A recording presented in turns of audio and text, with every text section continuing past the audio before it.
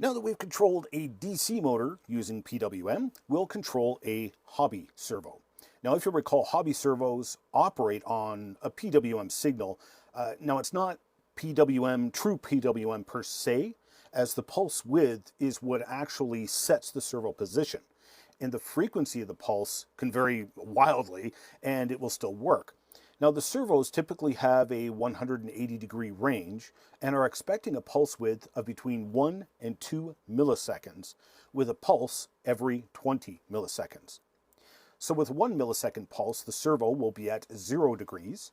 A 1.5 millisecond pulse should position it at 90 degrees, and a 2 millisecond pulse should put it at 180 degrees. Now, servos are very forgiving in these times. If the pulse frequency is very slow, then the servo is just slow moving around and reacting. Some people have reported running servos with a pulse frequency of as much as 500 pulses per second. But if you do the math, 1 second divided by 2 milliseconds is 500. So in order to get the servo to operate at a full 180 degrees, the absolute maximum number of pulses you could send out would be 500 per second. Now, the servos are designed for about 50 pulses per second. Also, most servos will give you more than 180-degree travel. And in the experiments I ran, these servos would accept a pulse as short as 0.7 milliseconds, right up to almost 3 milliseconds long. So here's where the challenges arise driving servos with the Arduino. The PWM frequency on the Uno is 490 Hertz, except pins 5 and 6, which have a PWM, but it actually runs at 980 Hertz. So you have a choice there if you want it. In either case, the frequency is really too fast to use with hobby servos. Now, just like the PIC, you can manually program the registers that control the PWM signal. They run a counter, which is fed off the clock, and these counters just count down. So you can change the countdown number to either speed up or slow down the PWM frequency.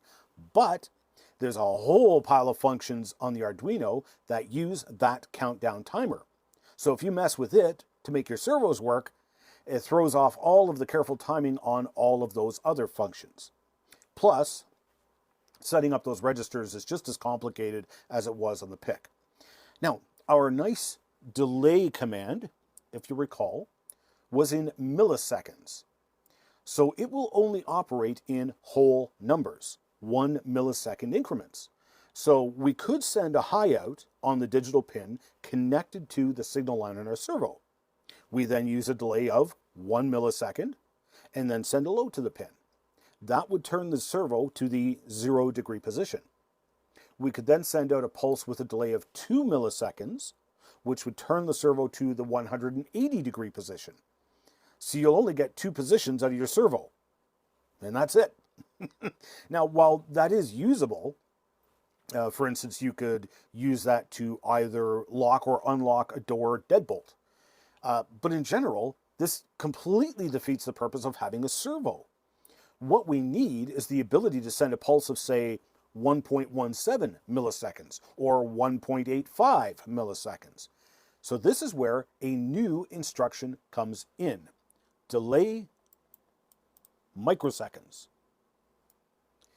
with the delay time in brackets. It's exactly like the delay instruction, only in microseconds, not milliseconds. Using this instruction, we can set a delay of 1,534 microseconds, which would be 1.534 milliseconds. So in my experiments, I could set the pin high and then delayed anywhere from 700 to 2,800 microseconds. Then I'd set the output low. That gave me full swing on the servo. But be careful, because running the servo stop to stop like that can jam or damage your servo. So if you aim for delays of between 1,000 and 2,000 microseconds, you are within the design parameters of the servo. A further caveat before we set you programming your sketch. The Arduino is running at 16 megahertz, and if you recall, microprocessors typically take 4 clock cycles or more per instruction, right? And then to set up the delay in machine code, you're looking at multiple instructions every time it goes to count a microsecond. So basically it works out that you can't get accurate delays for anything less than about 60 microseconds. The instructions take longer than 60 microseconds to perform.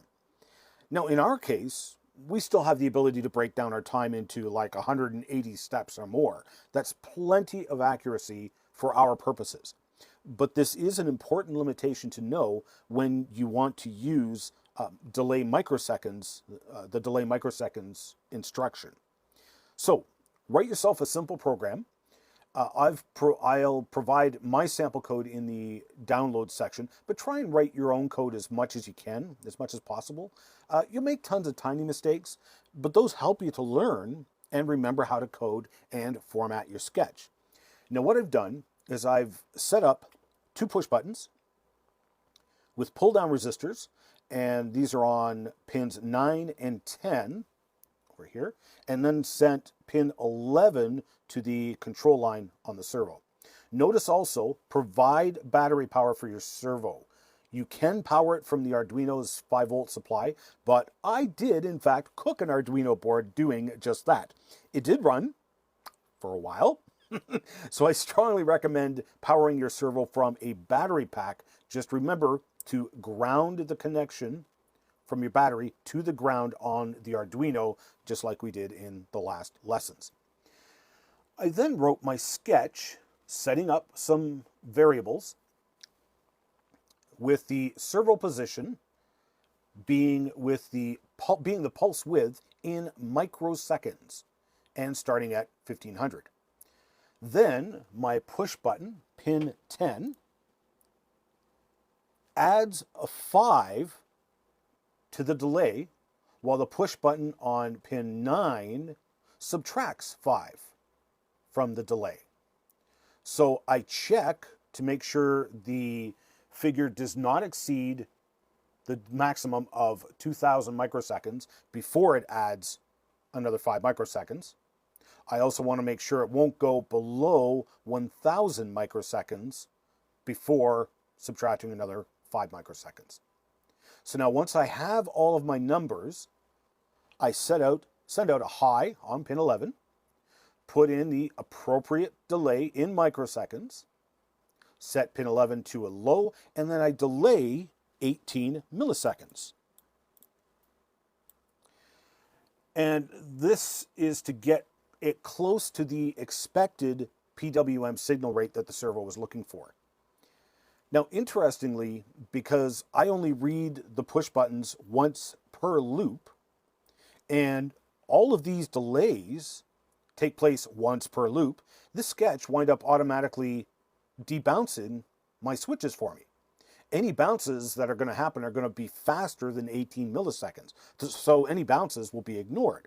Now I can change the position of the servo digitally by pushing one button to go clockwise and one button to go counterclockwise.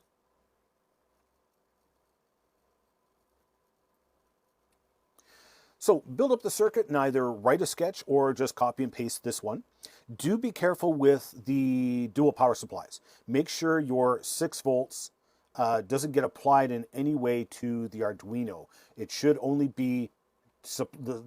supply the servo motor power.